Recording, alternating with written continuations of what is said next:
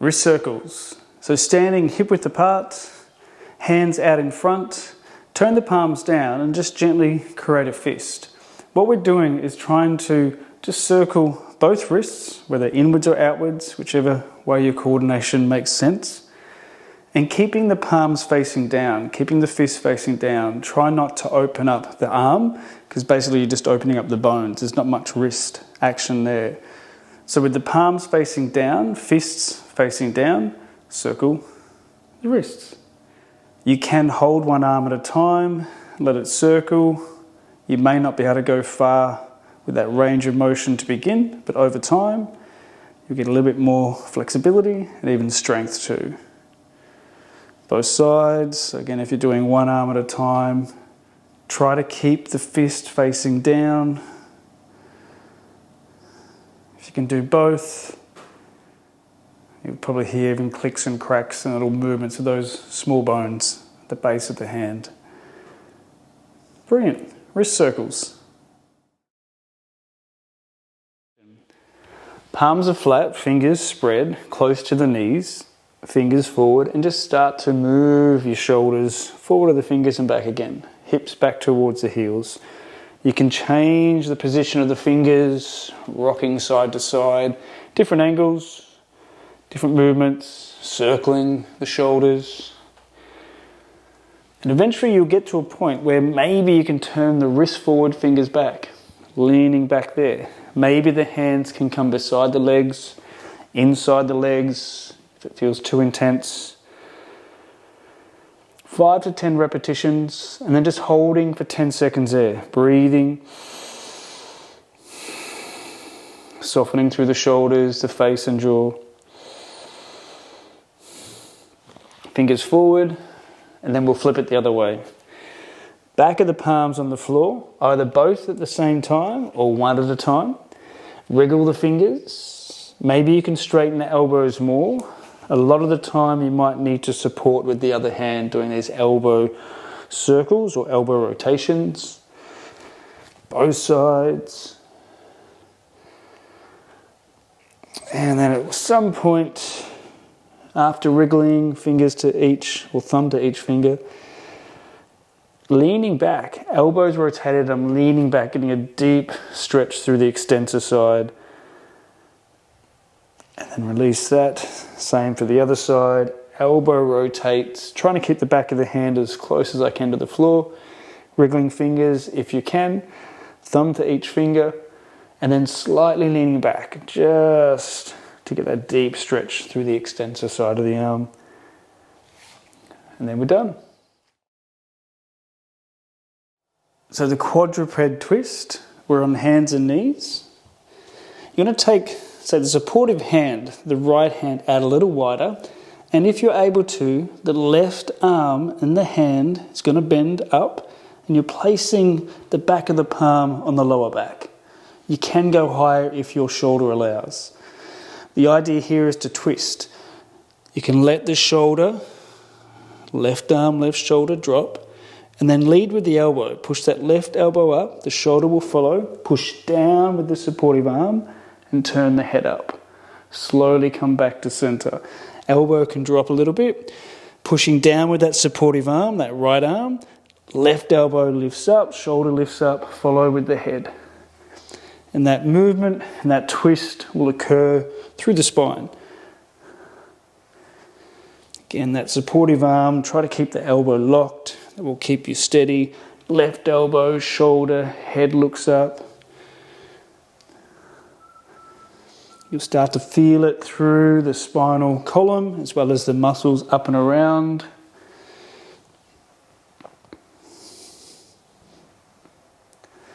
Release that hand down and try the other side. I'll face forward. This time my other hand is going to rest on the lower back. Supportive hand on the floor. Knees can be wide apart. Pushing down through that supportive arm. Elbow, shoulder, and my head look up. Drop that shoulder down. Elbow, shoulder, head. Drop it down. You're twisting through the spine. Keeping that supportive arm, that grounded arm straight, the elbows locked. shoulder drops down, and then as you lift that elbow and shoulder up, the spine twists. Adjust as you need. Maybe the knees need to be further apart just for your balance.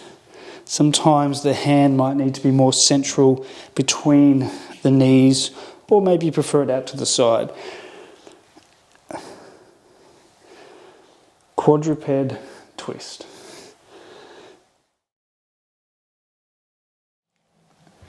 Quadruped spinal circles. Move that spine in all directions that it can go. Down, out to one side, up, out to the other. Dipping down, doming up within that range of motion. Try both directions. One side will always feel more coordinated. You can spend a bit of time pushing it down, pushing it out to one side, pushing up.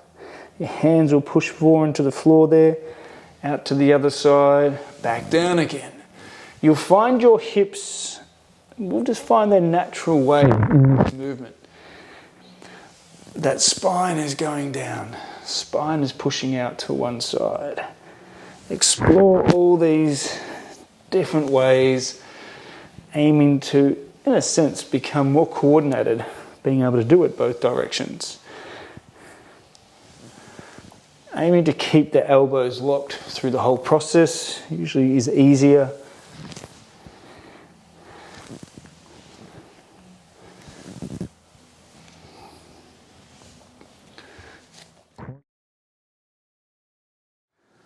So we're going to practice walking to the squat.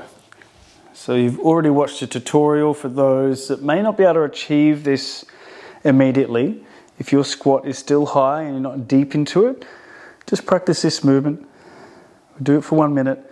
Those that can get a little bit closer, letting the knees start to rock forward and back with the hips. And once you feel comfortable and safe, you might be able to walk all the way into that squat. Maybe the heels are flat or they're lifting, but trying to come forward and back in different ways. One hand coming through, maybe the other hand comes through. Just practicing that mobility, that movement in and out of the squat. If your body is saying no, listen to the body. Just a few more. Some of you may have spent the last minute just rocking forward and back. Totally fine. One more forward and one more back. And then coming down.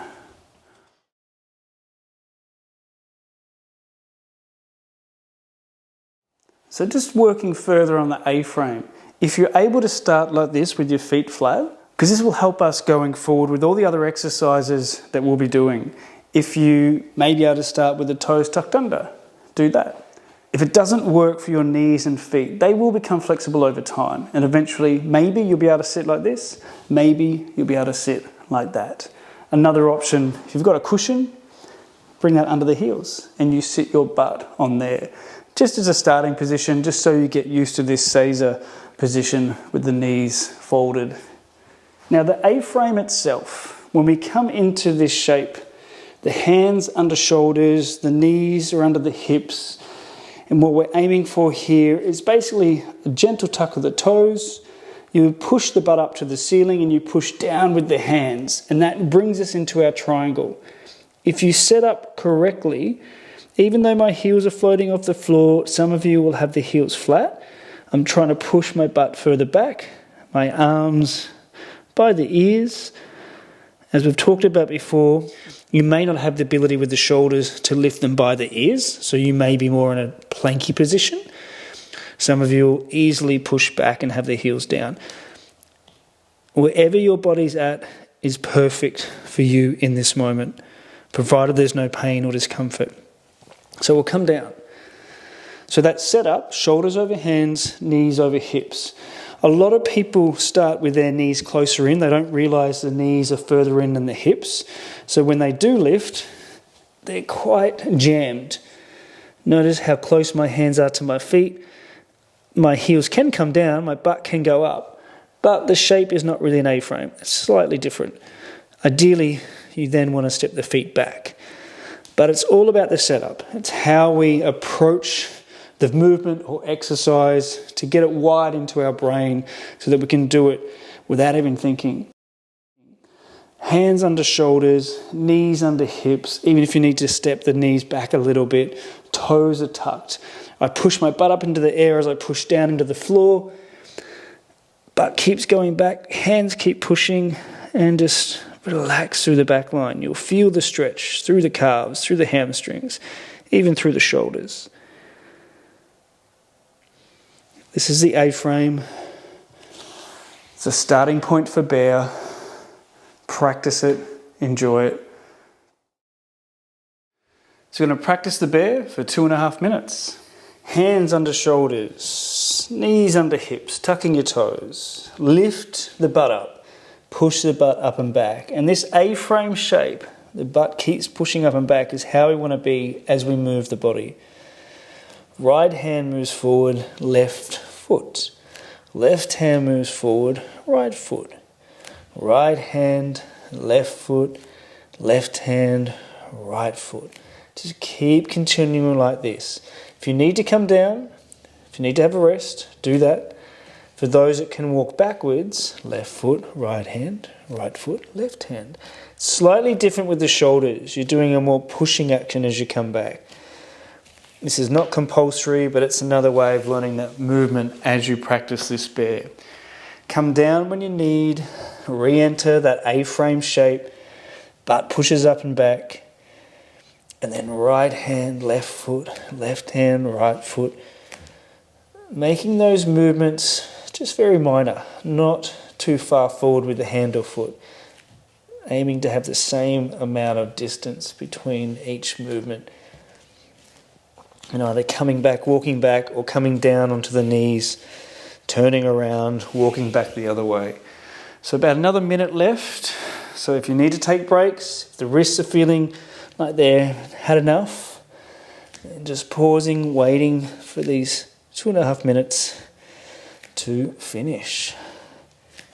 Bear. It's a walking A-frame.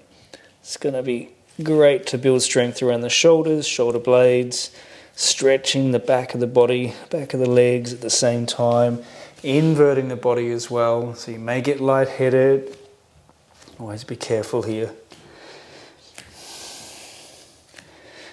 And the neck is nice and relaxed.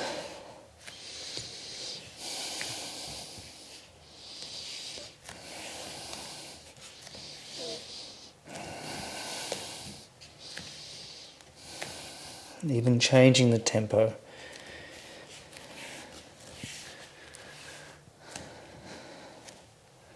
And slowly coming down.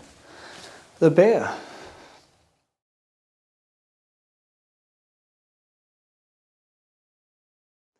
So another transitional movement, teaching ourselves to go from A-frame, walking the hands back into a squat.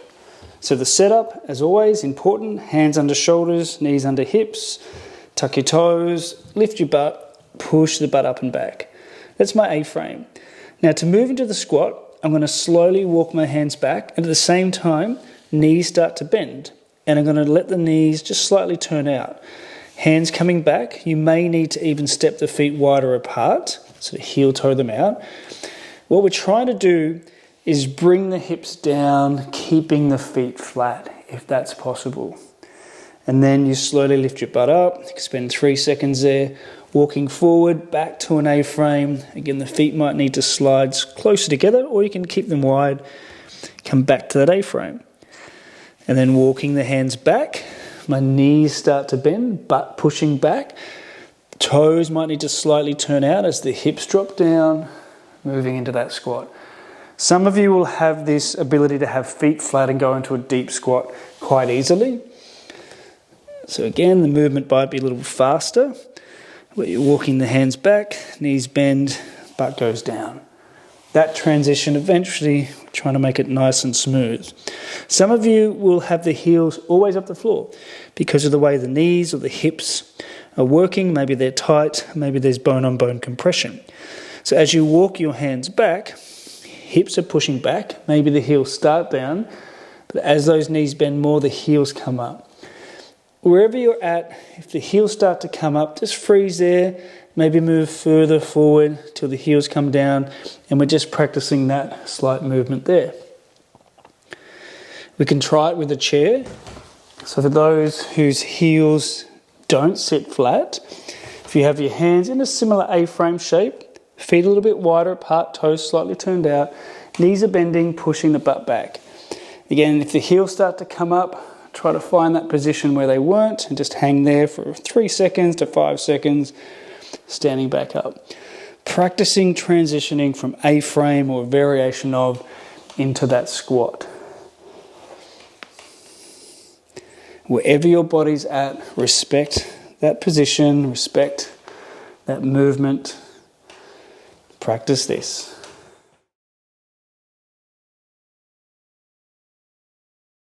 The bear. All about the setup for the A-frame, shoulders under the wrist, knees under the hips, tucking the toes, push the butt up and back, keep pushing the butt up and back. Then we do the movement. Hand, then opposite foot. Right hand, left foot, left hand, right foot. Nice and just gentle movements. Control with the body. Just slight stepping forward with the hand and the foot. If you want to try going backwards, it's pushing through the hands, butt keeps pushing backwards. Starting again, right hand, left foot, left hand, right foot. Just moving there. Keep the butt pushing up and back to keep that A-frame position. If you want to try moving backwards, leading with the foot. Right foot, left hand, left foot, right hand. Otherwise, coming down and just keep moving forward in the space that you're in. Keep practicing. Make sure the head and neck nice and soft at ease. Make sure the wrists, shoulders, all the joints are feeling safe.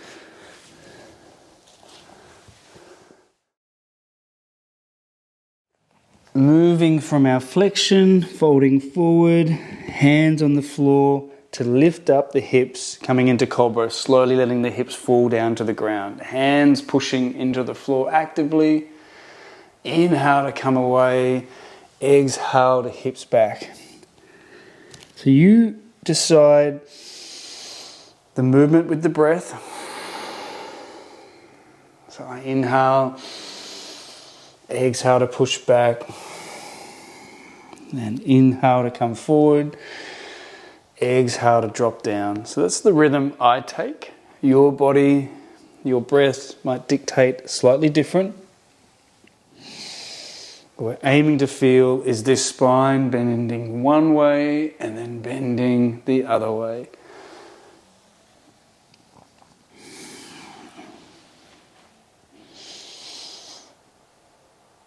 And just one more.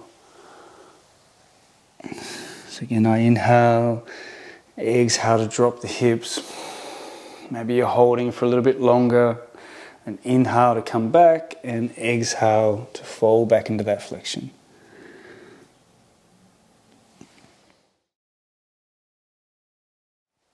Our seated clasped hand extension. Interlacing the fingers behind your back, chest lifts, squeeze the shoulder blades back. Some of you will be able to straighten the elbows, some may still be slightly bent. See if you can use your hands to push up and tilt you forward. It's not about how far you come, but we're doing this position for about 30 seconds to a minute. Maybe you're happier just holding that, leaning slightly forward. I prefer this one, bending knees and coming forward from here. Just tilting my hips, it makes it easier and lighter on my arms as I come through. Do a few more if you need to stop, if you need to sit down.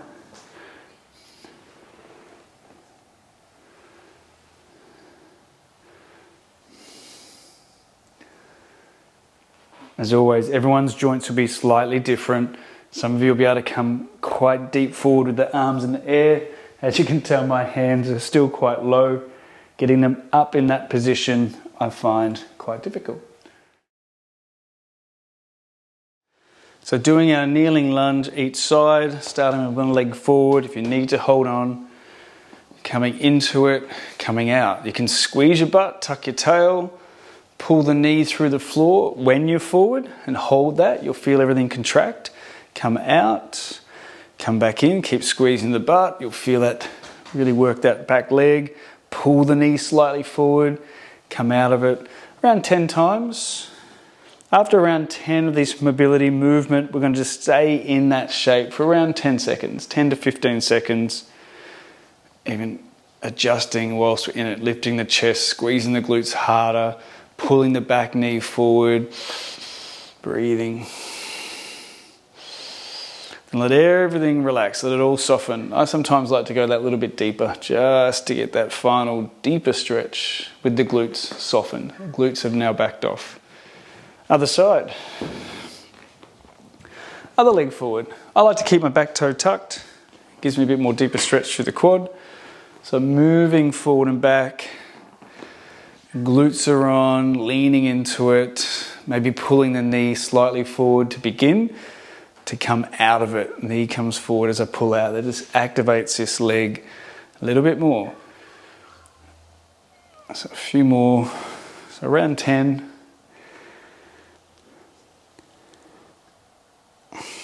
And we sink in and hold here. Squeeze your butt, lift the chest. Maybe you're pulling the back knee forward actively. Breathing. You feel everything really tighten up and tense. And then I just let everything soften. My butt softens and I lean deeper into it. And then slowly coming out of there. Kneeling lunge. 3-point bridge, so around 30 seconds each side. Whichever hand you're starting with, the fingers are turning away on that angle, shoulders over the wrist, so as you push down, the hips lift.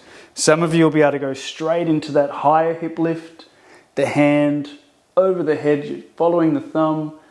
Maybe you need to come down. You can do it sequentially, lifting up, looking over, coming back down. For those that aren't there yet, maybe you're lifting the hips up, coming back down, lifting up, maybe the arm goes up. One more, wherever you're at. And we'll change sides. Other hand, fingers pointing away, close into the body so the shoulders tracing over that wrist. Push down to lift the hips, testing the joints to begin. A few times, maybe you can go straight to it. Depending on where your body's at with flexibility, range of motion, never try to rush ahead to that next deeper progression if you don't feel comfortable or safe. So one more, wherever you're at. And then coming back down.